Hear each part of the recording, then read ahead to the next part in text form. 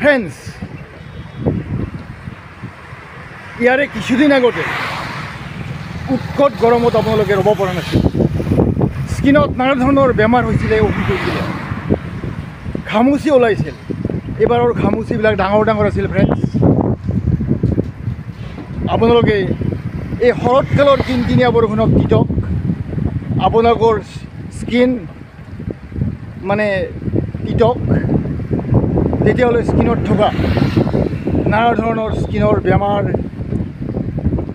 Skin disease, চুলিৰ বেমাৰ কমিব আৰু সতেজতা লাভ কৰিব। ফ্ৰেণ্ডছ, ময়ো এই কিনকিনীয়া বৰষুণত তিতি আছোঁ, আপোনালোকৰ তিতক। ফ্ৰেণ্ডছ, এয়া শৰতৰ বৰষুণ, কিনকিনীয়া বৰষুণ, দেহ জোৰ পৰিব, ঠাণ্ডা লাগিব, ভাল লাগিব। ফ্ৰেণ্ডছ,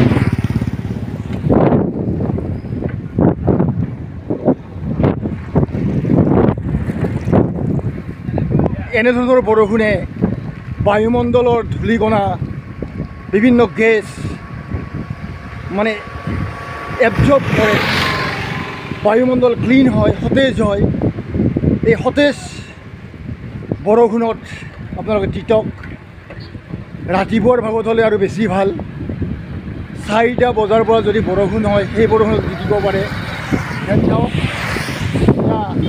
চাওক ফ্ৰেণ্ডছ, এয়া পথেৰে হাজো নলবাৰী গুৱাহাটী পথেৰে মই চাইকেললৈ গৈ আছোঁ, কিনকিনীয়া বৰষুণত তিতি আছোঁ। ফ্ৰেণ্ডছ, চাওক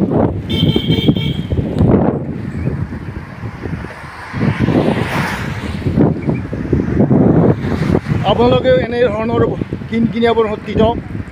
ছাল চুলিৰ যিটো বেমাৰ আপোনালোকে নিৰাময় কৰক। এনেধৰণৰ বৰষুণত তিতিলে ছাল চুলিৰ সৌন্দৰ্যতা বাঢ়ে। ফ্ৰেণ্ডছ,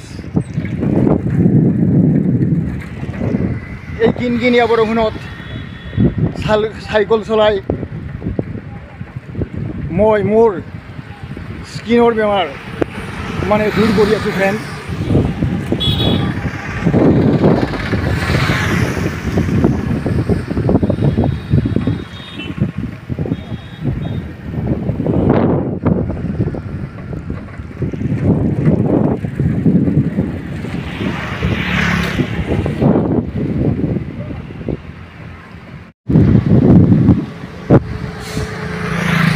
আপোনালোকে ভাবিছে যে এনেধৰণৰ বৰষুণে কিবা অনিষ্ট কৰিব নেকি? নকৰে। ফ্ৰেণ্ডছ, ধান খেতিৰ কাৰণে কিনকিনীয়া বৰষুণ যথেষ্ট ভাল।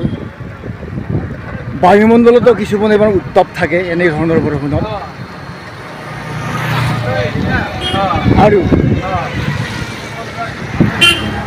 বায়ুমণ্ডলৰ যিবিলাক গেছ আছে,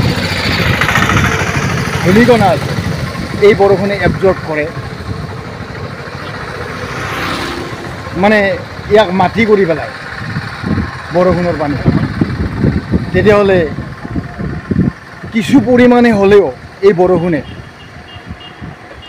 মানে প্ৰদূষণ মুক্ত কৰে। ফ্ৰেণ্ডছ, আপোনালোকে এনেধৰণৰ বৰষুণত তিতক, দেহ জোৰ পেলাওক। ফ্ৰেণ্ডছ,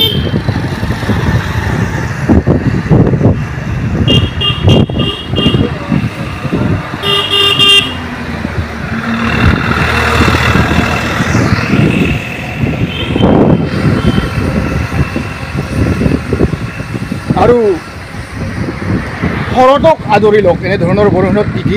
ফ্ৰেণ্ডছ, মানে শৰৎকালৰ যিটো পৰিৱেশ আপোনালোকে আদৰি লওক। যিহেতু নিয়ৰ নাই, অৰ্থাৎ হিম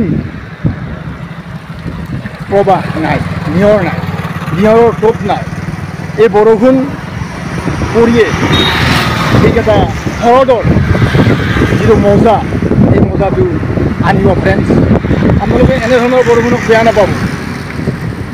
ৰবি শস্যৰ কাৰণেও ভাল হ'ব। কিছুদিন পিছত ৰ'দ দিব, ৰবি শস্য মানে মাটিৰ উৰ্বৰতা বঢ়াব, ৰসাল কৰিব। ফ্ৰেণ্ডছ, সেইকাৰণে আপোনালোকে বেয়া নাপাব। এনেধৰণৰ কিনকিনীয়া বৰষুণত তিতক আৰু শৰতক আদৰি লওক। ফ্ৰেণ্ডছ, এই শৰৎকালক আদৰি লওক। ফ্ৰেণ্ডছ, মোৰ প্ৰতিজন মানে ব্যক্তিলৈ এই বৰষুণত তিতাৰ বাবে আহ্বান থাকিল আৰু আপোনালোকেও 3 পৰা 4-5 নম্বৰ বৰষুণত তিতিব পাৰে ছাল চুলি ৰোগ দূৰীকৰণ কৰিব পাৰে আৰু বেলেগ ব্যক্তিকো শিকাব লাগে ফ্ৰেণ্ডছ এয়া মোৰ ভিডিঅ'টো মানে কিনকিনীয়া বৰষুণত তিতা ভিডিঅ'টো ইয়াতে সামৰণি কৰিলোঁ ফ্ৰেণ্ডছ ধন্যবাদ ফ্ৰেণ্ডছ